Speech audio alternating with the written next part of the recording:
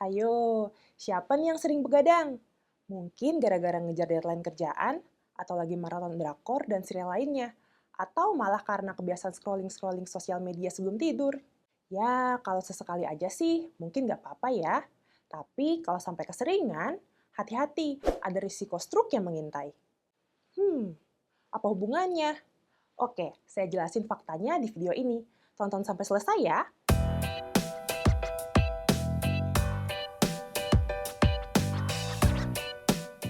Halo, saya Dr. Mei dari Halo Dokter. Oke, jadi pertama tuh, ketika kamu sering begadang, kemungkinan kamu bakal mengalami yang namanya kurang tidur. Nah, udah bukan rahasia lagi ya, kalau kurang tidur bisa bikin kamu lebih gampang ngerasain stres. Terus, pas lagi stres, tubuh akan mengeluarkan hormon stres yang namanya kortisol. Ketika jumlah hormon ini meningkat, tubuh bakal ngalamin berbagai efek.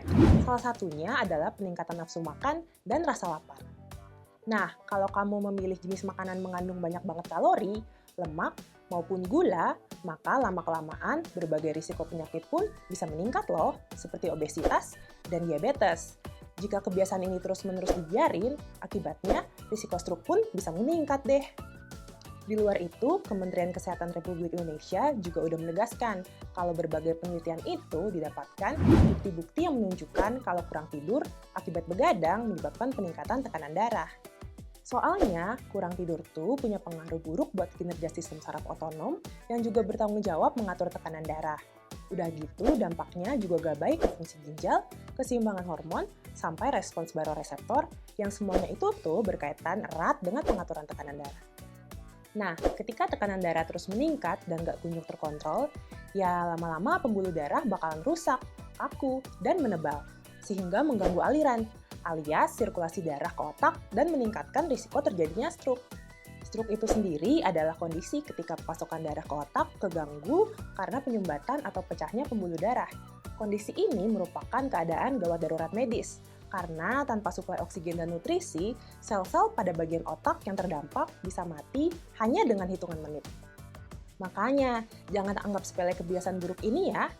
Perlu kamu pahami juga kalau tidur merupakan waktu yang sangat penting untuk memperbaiki jaringan tubuh yang rusak. Selain itu, tidur juga berperan penting untuk memperbaiki kondisi fisik dan mental. Gak cuman itu aja, kalau kamu keseringan begadang, daya tahan tubuh bisa melemah loh. Akibatnya, kamu bisa jadi lebih gampang sakit. Emangnya, berapa sih durasi tidur yang ideal? Well, berbeda-beda sih pada setiap orang, tergantung usia dan aktivitas sehari-hari. Untuk orang dewasa, waktu tidur yang cukup adalah sekitar 7-9 jam per hari. Sedangkan anak-anak perlu tidur selama 10-13 jam setiap harinya. Kalau merasa susah untuk mencukupi waktu tidur, kamu bisa kok pelan-pelan memperbaiki jam tidur dengan melakukan beberapa cara berikut ini. Yang pertama, membuat jadwal tidur dan bangun tidur yang teratur setiap hari, supaya tubuh pun ikut terbiasa. Misalnya, tidur selalu jam 10 malam, terus bangun jam 5 pagi. Selanjutnya, menciptakan lingkungan tidur yang nyaman bisa dengan mematikan lampu dan memasang alunan musik yang menenangkan. Yang ketiga, menghindari bermain ponsel menjelang tidur. Selanjutnya, melakukan meditasi sebelum tidur, misalnya dengan cara duduk, lalu tutup mata, dan tarik napas selama 6 detik, kemudian hembuskan secara perlahan. Terus, membatasi waktu tidur siang, cukup 30 menit sampai 1 jam saja ya. Dan yang keenam, melakukan olahraga secara rutin. Semoga cara-cara ini bisa kamu terapkan dengan baik ya, supaya gak ada lagi tuh yang namanya begadang. Oke? Tapi, kalau emang kamu masih kesulitan untuk menghilangkan kebiasaan begadang, apalagi sampai merasakan dampaknya di kehidupan sehari-hari, kayak jadi gak produktif, pusing, lemas, dan pola makannya juga jadi gak teratur, sebaiknya segera periksakan diri ke dokter aja ya.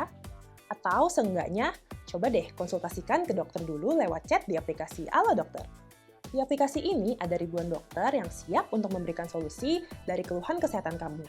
Terus, kalau kamu emang perlu bertemu secara tatap muka sama dokternya, kamu juga bisa langsung buat janji konsultasi di aplikasi Halo Dokter. Jadi, nggak perlu ribet dengan di rumah sakit buat daftar doang. Lebih praktis kan? Buat yang belum punya aplikasinya, habis nonton video ini langsung aja ya download Halo Dokter di Google Play maupun App Store. Oke deh, segitu dulu informasi yang bisa saya sampaikan kali ini. Semoga bermanfaat ya. Kalau punya saran soal topik kesehatan yang menarik lainnya, boleh banget langsung aja tulis di kolom komentar ya. Jangan lupa juga untuk beri dukungan kamu lewat tombol like dan share ke keluarga maupun kerabat ya, supaya banyak juga nih yang bisa mengetahui informasi yang satu ini. Dan terakhir, yuk subscribe YouTube Halo Dokter, jadi kamu selalu up to date nih sama berbagai informasi kesehatan. Oke? Stay safe, stay healthy, dan hidup sehat bersama Halo Dokter.